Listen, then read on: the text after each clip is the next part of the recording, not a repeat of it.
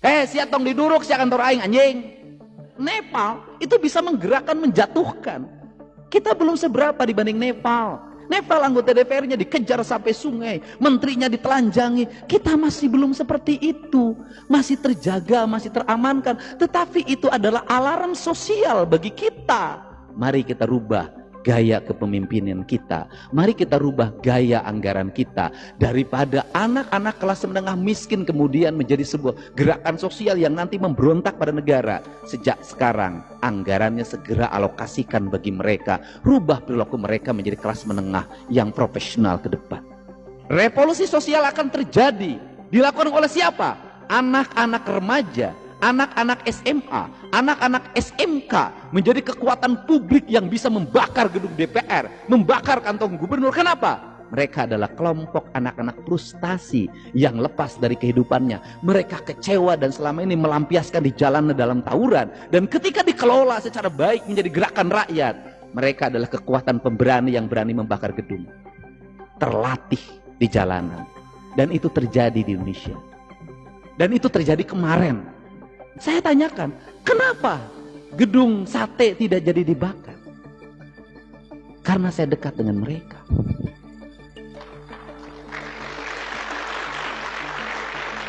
Karena ketika bertemu mereka mengenal wajah saya. Karena saya sering berinteraksi dengan mereka. Karena setiap waktu saya bergumul dengan bahasa sederhana mereka. Banyak orang yang mengkritik saya waktu itu. Kunaon gubernur teh ngomongna sia aing, sia aing. Ternyata bahasa itu sangat efektif ketika menghadapi gelombang demonstrasi. Siat tong diduruk si kantor aing anjing.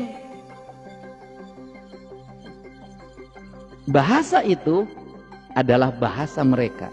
Ketika ada pemimpin yang menyampaikan pesan dalam bahasanya, mereka menganggap dia adalah pemimpin.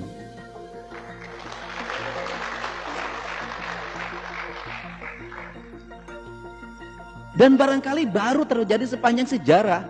Jam 3 dini hari mereka nggak bisa pulang. Ada yang dari Kerawang, dari Purwakarta, dari Subang. Dan itu anak-anak sebaya. Kenapa? Nggak punya ongkos. Kenapa gedung sate beres pada malam itu mereka? Karena malam itu kebetulan saya biasa bawa uang tunai. Saya membagikan uang pada mereka untuk pulang. Dan mereka pulang. Orang yang mengorganisir mereka menggerakkan untuk membakar tinggal 2 orang. Saya sudah tahu itu. Mereka tidak berdaya. Kenapa? Orangnya tidak bisa digerakkan. Untuk itu saya ngajak pada semua para pemimpin. Mulailah duduk lesehan dengan mereka. Kalau mereka lagi nongkrong, sapa. Kalau lagi di perempatan ada yang ngamen, buka kacanya. Hanya sekedar 100.000 berilah. Kalau ada yang kaki 5 yang setiap hari kemudian dia jualan asongan, berilah. Kenapa? Itu merupakan rangkaian kekuatan ketika ada gerakan demonstrasi, perusakan. Mereka adalah kekuatan efektif untuk digerakkan, mudah berkumpul. Dan tidak akan terjadi manakala kita kenal, tahu karakter mereka dan dekat secara emosi pada mereka. Dan yang paling utama adalah mereka percaya pada kita. Ini saya ingetin. Kenapa? Ini terjadi. Baru terjadi dan Nepal itu bisa menggerakkan, menjatuhkan.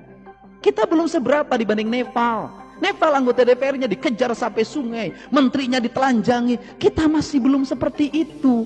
Masih terjaga, masih teramankan. Tetapi itu adalah alarm sosial bagi kita. Mari kita rubah gaya kepemimpinan kita. Mari kita rubah gaya anggaran kita. Daripada anak-anak kelas menengah miskin kemudian menjadi sebuah gerakan sosial yang nanti memberontak pada negara. Sejak sekarang anggarannya segera alokasikan bagi mereka. Rubah perilaku mereka menjadi kelas menengah yang profesional ke depan.